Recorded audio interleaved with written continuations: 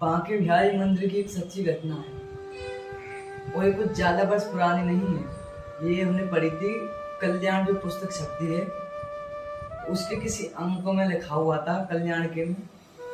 और ये घटना भी उन्होंने लिखवाई थी जिन्होंने आंखों से प्रत्यक्ष ये घटना होते हुए देखी।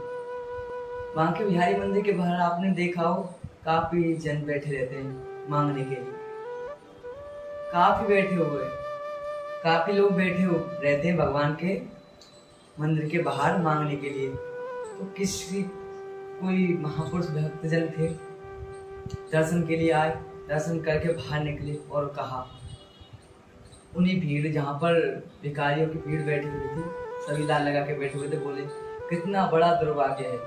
अरे जो संसार को देता है, जो सबका भरण पोषण करता है, जिसके यहाँ पर जिससे मांगोगे तो फिर आपको किसी से मांगने की आवश्यकता नहीं, और आप उन्हीं की तरफ पीठ करके लोगों से मांग रहे हो। संसार से क्या मांग रहे हो? और ये संसार के लोग तो खुद इनसे मांगने आते हैं, तुम संसार से मांग रहे हो। यदि इनसे मांगोगे तो तुम्हारा जीवन भर का मांगना समाप्त हो जाएगा, आपको किसी के सामने हाथ फैलाने की आवश्यकता नहीं पड़ेगी। ऐसा उन महापुरुषों ने उनसे कहा कि तुम जिनसे मांगना चाहिए उनकी तरफ तो तुम पीठ करके बैठ गए और इन संसारिकता से मांग रहे, जो खुद यहाँ पर कोई ना कोई कामना से आए हैं, जो खुद इनसे मांगने के लिए आए हैं। अरे तुमको मांगना ही है तो इनसे मांगो, जो जगत का भरण पोषण करते हैं, जो सबको देते हैं, जिसके दरबार में कोई भी चला जाए, सन्मुख होए जी मोर जवै, उनको ऐसी वस्तु प्रदान कर देते, फिर उसको किसी से मांगने की आवश्यकता नहीं रहती। तो तुम संसार से मांग रहे हो, संसारिक लोगों से मांग रहे हो। उनकी बात एक जो वहां पर भिखारी बैठे थे, अंधे थे, वो वहां पर बैठे, तो इन महापुरुष की बात उनको लग गई और अपना कटोरा लेकर बांके बिहारी जी के दर्शन के लिए अंदर चले गए। तो उनको एक व्यक्ति देख रहे थे, उनके साथ ही साथ, तो उनको व्यक्ति देख रहे थे, कोई व्यक्ति उनको देख ही रहे थे। उन्होंने जैसे ही प्रभु के सामने अपना कटोरा रखा और धन्य भाव से कहा, प्रभु संसारिक लोगों से तो बहुत मांग लिया लेकिन कामना पूर्ण नहीं हुई, और आज भी मांग ही रहा हूँ, लेकिन आज मैं आपसे मांगता, मेरे पास कुछ देने के लिए है नहीं। और उन भक्त ने कटोरा आगे किया अपना जो भीख मांगने का था, और ये घटना होते हुए एक व्यक्ति देख रहे थे प्रत्यक्ष में।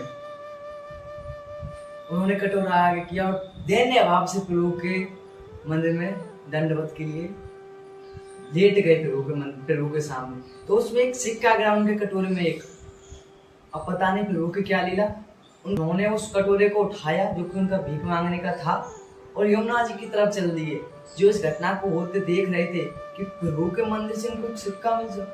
प्रभु के मंदिर से उनको एक सिक्का मिला, तो उनके पीछे पीछे पीछे वो चल दिए। अब वो अंधे थे तो हौले हौले यमुना जी के किनारे पहुंचे और ये घटना होते वो देख रहे थे पीछे, और वो उस सिक्के को उठाया, तो उस सिक्के में प्रभु चित्रण बना हुआ था। उस सिक्के पर उन्होंने उस सिक्के को देखा, अंधे ने जैसे उस सिक्के को उठाया और ऐसे देखा यमुना जी के किनारे, तो उनके नेत्र वापस आ गए, उनको दिखने लगा, नेत्र प्रभु की कृपा से उनके नेत्र वापस आ गए और धन्य भाव से रोने लगे, और उस सिक्के को हाथ में लेकर कटोरा वहीं फेंक दिया जो भीख मांगता था, और यमुना जी के उस पार जाने लगे।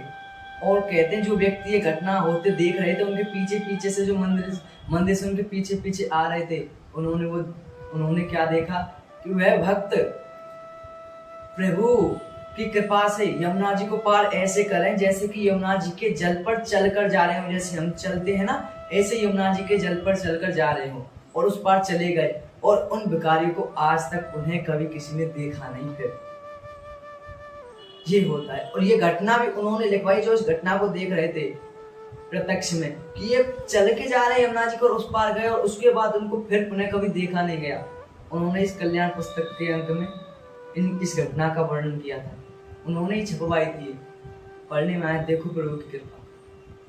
अरे आप दैन्य होकर उनके पास जाए तो सही। और ये कोई काफी वर्ष पुरानी घटना नहीं है, ये अभी की है। अब पता नहीं वो कौन से वर्ष का अंक था जो हर प्रति वर्ष छपता है, तो गीता प्रेस कोई अंक था जिसमें उन भक्तों ने